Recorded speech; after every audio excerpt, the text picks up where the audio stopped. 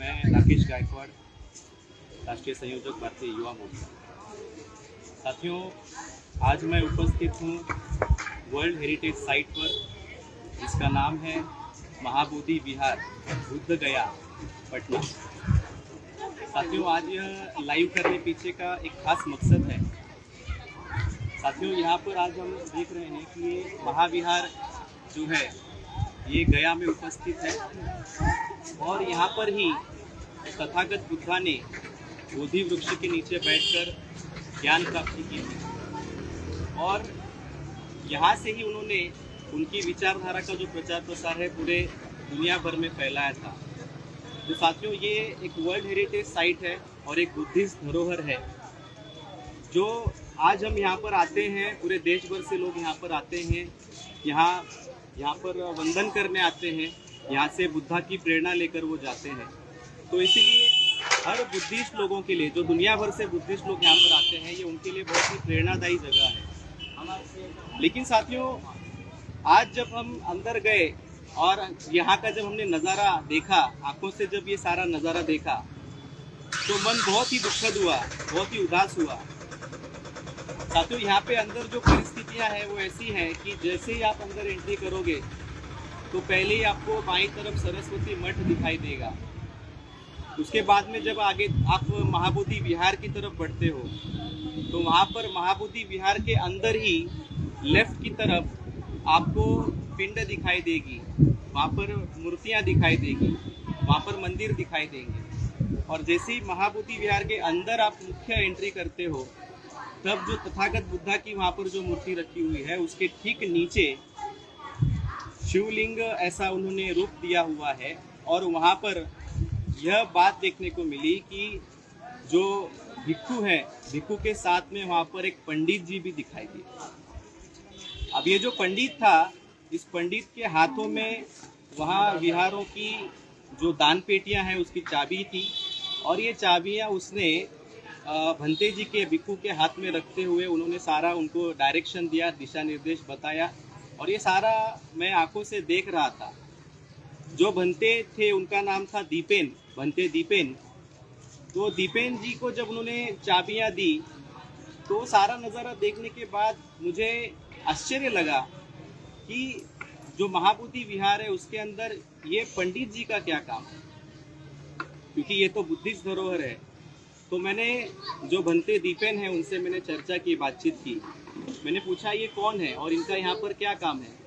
तो उन्होंने मुझे ये जानकारी दी साथियों कि यहाँ पर महाबोधि विहार के अंदर ही जो बुद्धा की, तथागत बुद्धा की जो मूर्ति है उसके ठीक नीचे शिवलिंग की उन्होंने स्थापना की हुई है और उसकी देखरेख जो है वो करने के लिए पंडित को वहाँ पर रखा गया है। और जब मैंने भंते दीपेन जी से और उसके बारे में चर्चा की तो उन्होंने बताया कि हम खुद इससे परेशान हैं, हम खुद इससे छुटकारा पाना चाहते हैं, पर हम बाहर से आए हुए हैं, यहाँ की जनता ने, यहाँ के देश के लोगों ने इसके खिलाफ में आवाज़ उठानी चाहिए, ऐसी बात कहते हुए भंते जी ने मुझे बताया।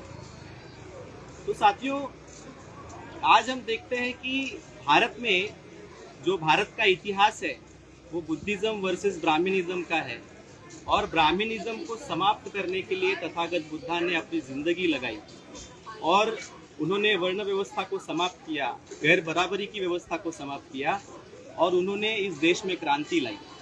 और उस क्रांति की वजह से ही हमारी जो राजेशाही है, इस दौरान बहुत सारे हमारे राजे हुए, जिसमें चंद्रगुप्त मौर्य है, सम्राट अशोक है, ऐसे बहुत सारे राजे, उनका जन्म हुआ। तो ये केवल तथागत बुद्धा के विचारधारा से ही संभव हुआ साथियों। लेकिन आज वर्तमान में ये जो विचारधारा है, इस विचारधारा को रोक लगाने के लिए, विचारधारा को समाप्त करने की जो षड्यंत्र है, ये षड्यंत्र यहाँ की इस ब्राह्मणी व्यवस्था द्वारा दोबारा किया जा रहा है।